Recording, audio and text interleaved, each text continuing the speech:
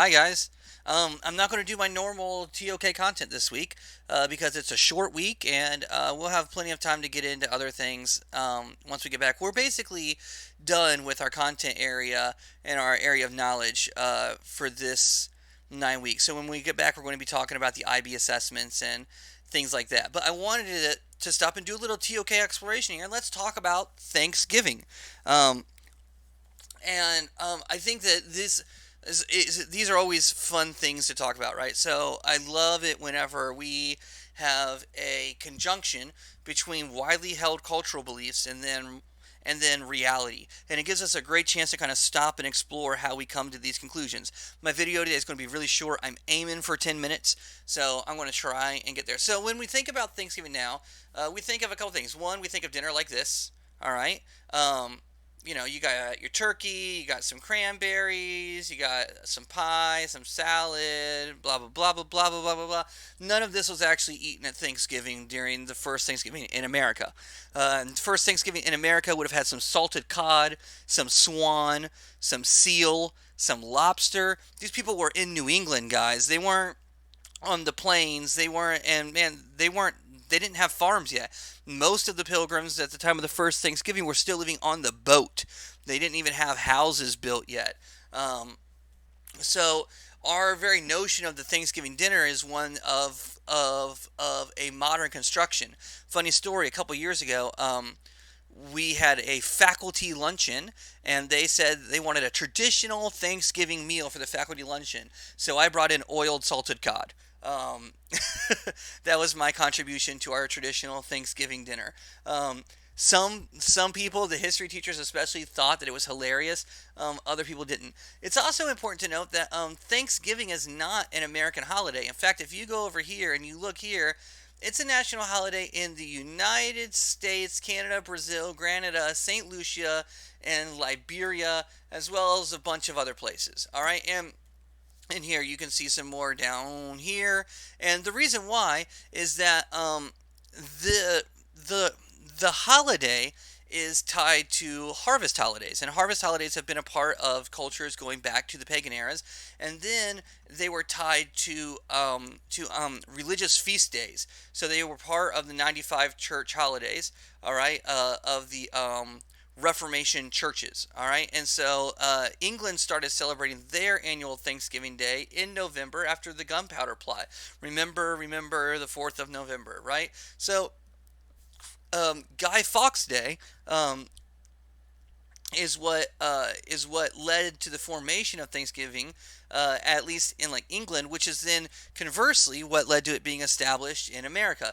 We often think of it as being this like uniquely American holiday because we think of the Pilgrims and the Indians and stuff. But the reason why the Pilgrims were having a day of Thanksgiving anyways was that it was part of their religion that they brought with them from the mainland.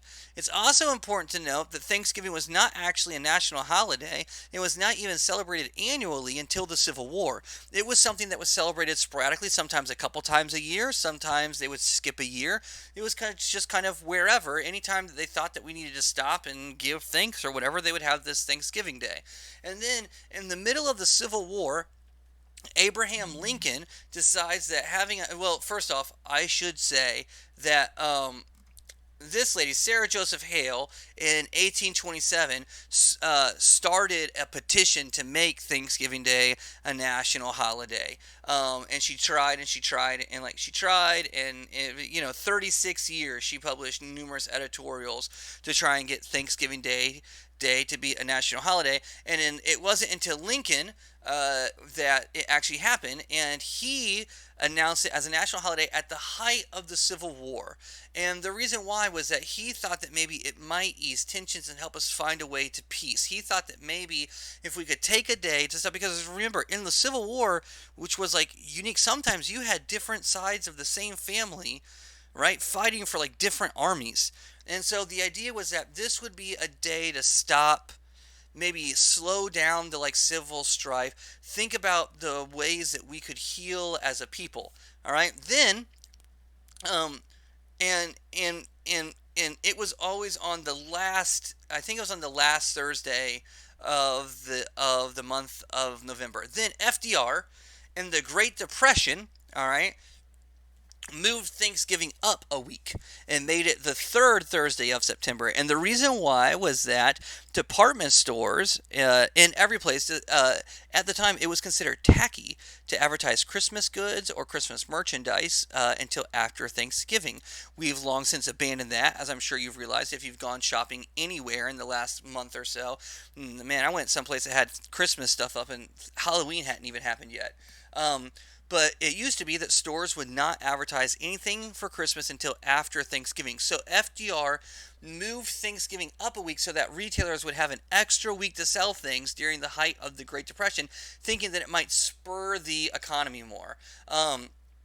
A lot of people didn't like this. They felt like it was breaking with tradition, blah, blah, blah, blah. But this was also whenever the Black Friday trend started. And this is what tied Thanksgiving to kind of the Christmas holiday shopping season. Um, and so FDR moves it forward, and it wasn't until 1942 that we have an established day for our modern Thanksgiving holiday. Um, and it's funny because we don't ever talk about any of that. We don't ever talk about the Civil War ties to Thanksgiving. We don't ever talk about the economic reasons for why Thanksgiving is on the day that it is. Realistically speaking, there's no way that the Pilgrims were celebrating Thanksgiving in November in New England. They would have been freezing to death.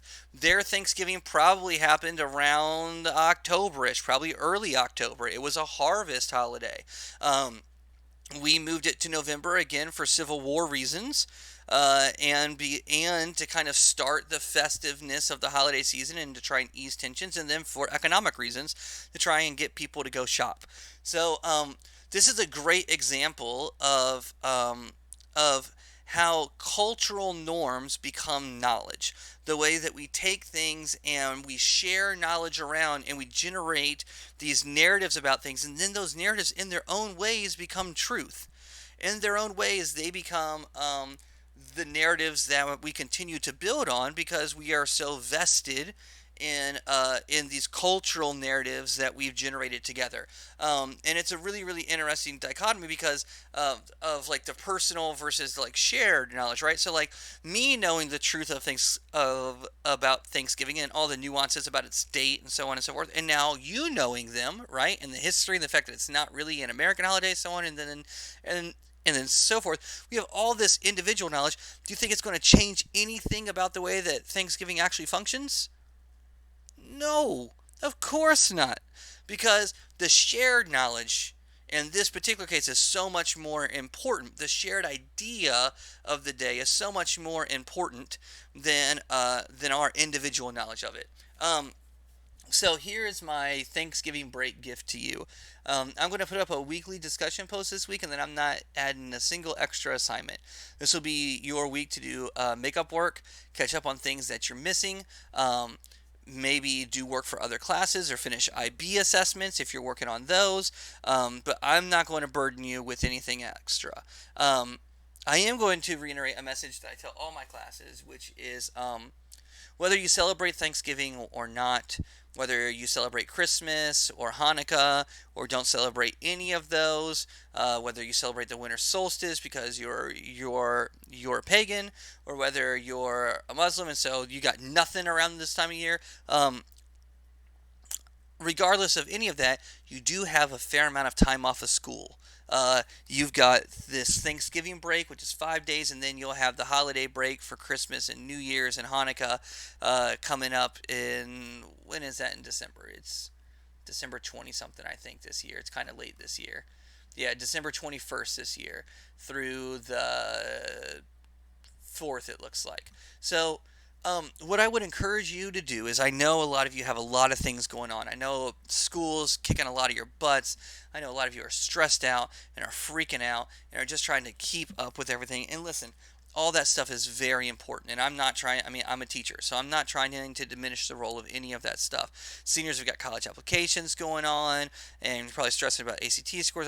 Man, I get it. But I hope that you can find some time over this season to slow down a little bit, to find some space for yourself and the people that you love and that you care about, to go and be with them and make meaningful memories, to slow down a little bit, to maybe reassess your priorities, at least for the next couple of weeks, and make sure that the emphasis is on love and kindness and togetherness, and honestly, on you and your own health as well.